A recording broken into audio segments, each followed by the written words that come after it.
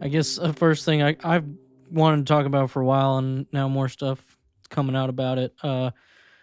Microsoft acquiring Zenimax, which includes Bethesda, its software, and all that. Yep. And there was like a while where they said that it had to be approved by the SEC, right, and European Commission, all this. Yeah, so you sent us an article today, and I looked over it, and that was kind of interesting that they were like, we have to make sure that this is okay. So I've heard people talk about this where I guess with big mergers and stuff, that's kind of a thing that happens, except for the fact that like they almost never say that it can't happen. Like they check on it to make sure it's not going to create like a monopoly or whatever. But most Yeah. of the time, these mergers and stuff are not going to be, especially something like video games. I mean, it's hard to get everything under a monopoly, right? I mean, if Microsoft bought Nintendo and Sony and other big studios, then maybe they'd say something, but I don't know.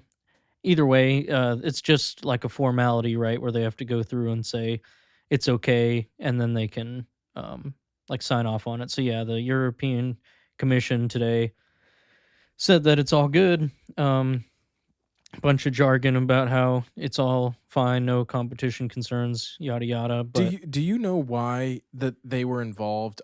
Like, is a part of ZeniMax in the EU or Bethesda's like sub companies or ZeniMax sub companies? I was kind of wondering that. I don't know, to be honest, if some of of them are. I'm not really sure because definitely Zenimax is not, but I'm not sure. I mean, maybe because yeah. they have dealings with them. I really don't know. Or is it maybe because they sell their product internationally? Actually, I don't know. I know a couple. It's something to do with the fact that it could create a monopoly in the European Union market.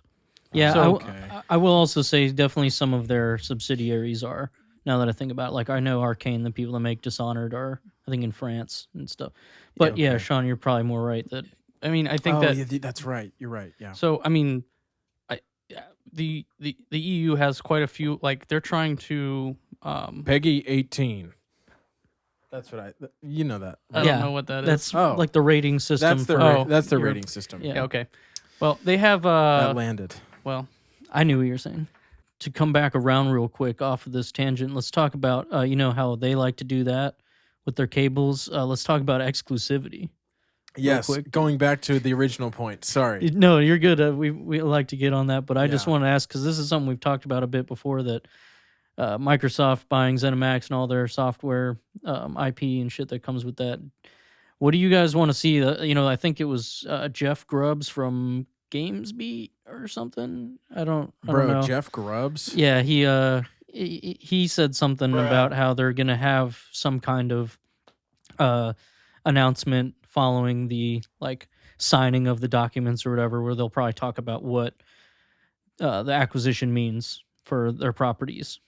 I mean, I mentioned this to you earlier, and probably even earlier than this. Yeah, we've talked earlier about than it today, but I mean, I am worried that I guess I'm not necessarily worried, but I'm worried for the general consumer that maybe these games that have been cross-platform, some of them might become Microsoft exclusives, and I mean, but at the same time, Xbox has shown that they are trying to get their games into other markets and like having them being able to play online.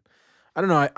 I worry that the flagships like Fallout, Elder Scrolls, and Starfield potentially could be system locked, and that makes me scared. I don't think they're gonna do that because they want that check, but Xbox could be like, that's a part of the deal, motherfucker. Like Sony has Spider-Man. They've got all these great. Well, isn't Sony supposed to be bringing some of their PlayStation exclusives to PC now?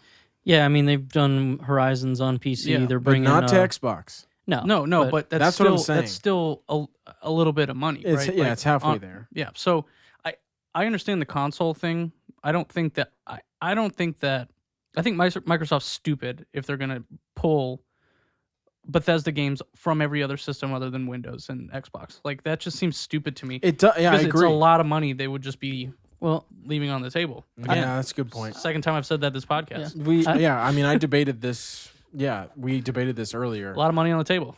I really hope that they don't do that, but Ugh. they. Are you getting a little phone call? Yeah, dude. Does it work? Yeah. Yeah. They have.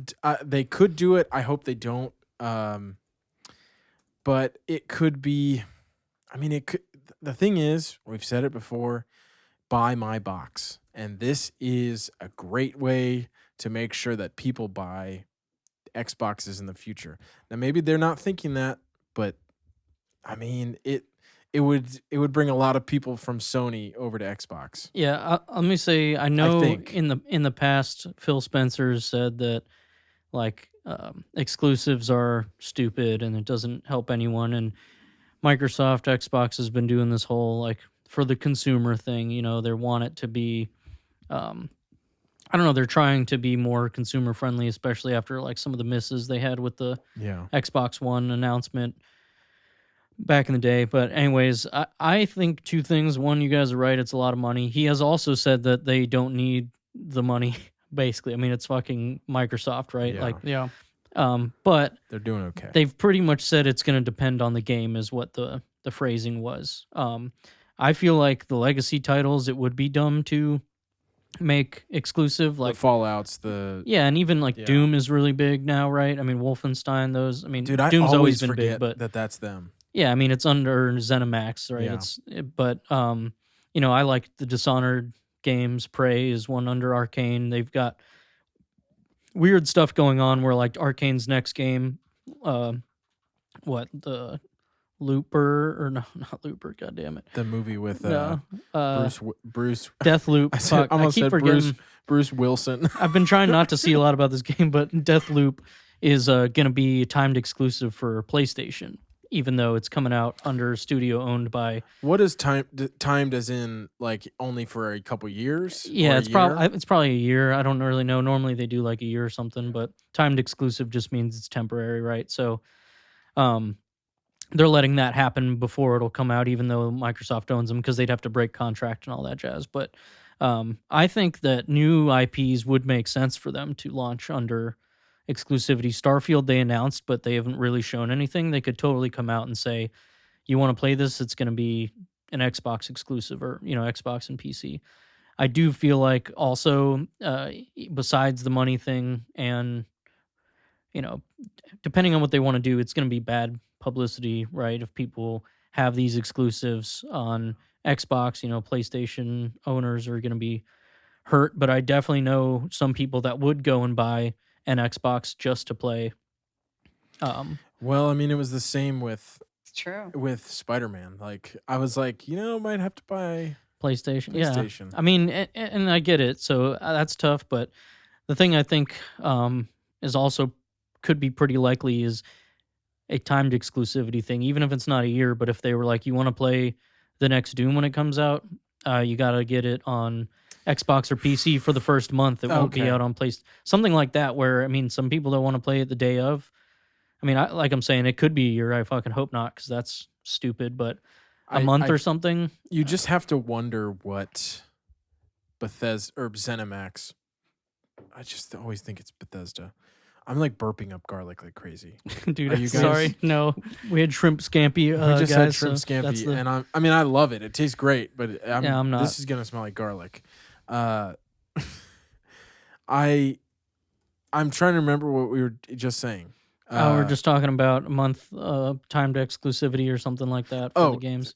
I'm wondering what Zenimax is thinking. Maybe they are they like, you know what, Microsoft, if you're gonna shell out, was it $7 billion? 7.5 billion. They Like, can do whatever the fuck do they whatever want. the fuck Yeah. you want. I But mean- did they draw the line in the sand, and they were like, dude, you're not fucking doing this to our big titles.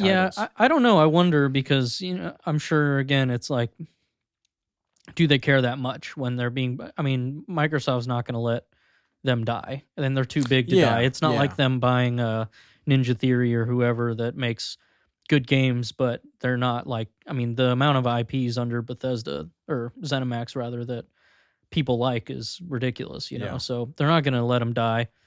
Um, but I do think, like you guys are saying, a lot of money on the table. As Sean mentioned, that they if they made him exclusive. Other thing that would be smart is with just the marketing. I mean, Microsoft's really pushing for Game Pass, right? We all know it's a great deal. It's awesome. And you can get it on PC, Xbox. They've got like phone, the xCloud streaming, Yeah. all that. I mean, they could just market it where it's like out on all these, but it'll say like $15 a month on Game Pass, right? Like you pay $15 a month, and you can play this game. And then even if you see that in the advertising, even if you're just a general consumer, you know, the layman that doesn't follow gaming stuff much, you just go in the store and go pick up a game that you heard $15 and you see it's not $15 on PlayStation, you might say, well, hold on.